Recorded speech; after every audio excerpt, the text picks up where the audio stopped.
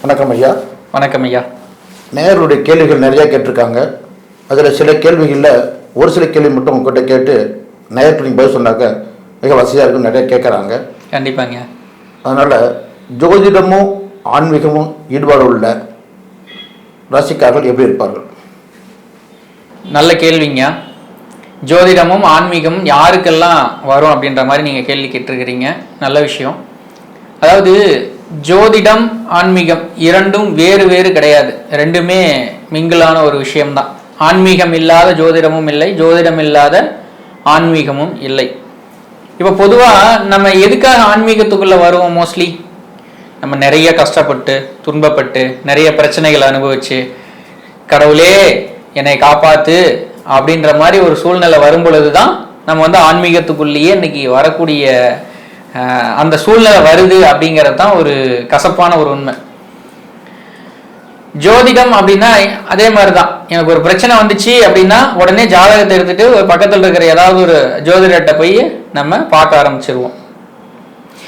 எப்பெல்லாம் மனிதனுக்கு பிரச்சனை வருகிறதோ அப்பெல்லாம் மட்டும்தான் கடவுளும் ஜோதிடரும் கண்ணு தெரிவாங்க. இதுதான் இன்னைக்கு இருக்கக்கூடிய ரியாலிட்டி. கொஞ்சம் கசப்பான விஷயமாக இருந்தாலும் கூட இதுதான் இன்னைக்கு இருக்கக்கூடிய உண்மை.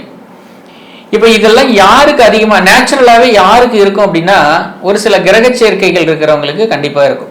யாருக்கு அப்படின்னா, சனி கேது கிரக சேர்க்கை இருக்கிறவங்களுக்கு அவங்களுடைய ஜீன்லேயே அந்த ஆன்மீகம் சார்ந்த ஜோதிடம் சார்ந்த விஷயங்கள் அவங்ககிட்ட எப்பவுமே இருக்கும்.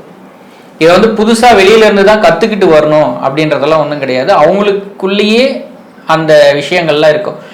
ஒரு சின்ன ஒரு பொறி தட்டினா போதும், நிறைய விஷயங்கள் அவங்களுக்குள்ள இருந்து வெளிவரும். ஆன்மீகம் சார்ந்த ஜோதிடம் சார்ந்த விஷயங்கள்லாம்.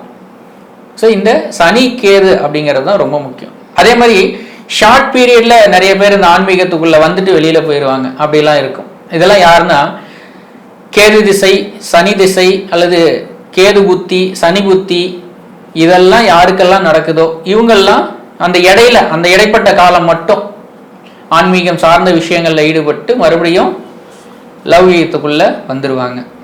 இதுதான் இதில் இருக்கக்கூடிய விஷயங்கள். தொடர்ந்து பயணிக்கக்கூடிய நபர்கள் அப்படின்னா இந்த சனி கேது சம்பந்தம் இருக்கக்கூடியவர்கள் தான்.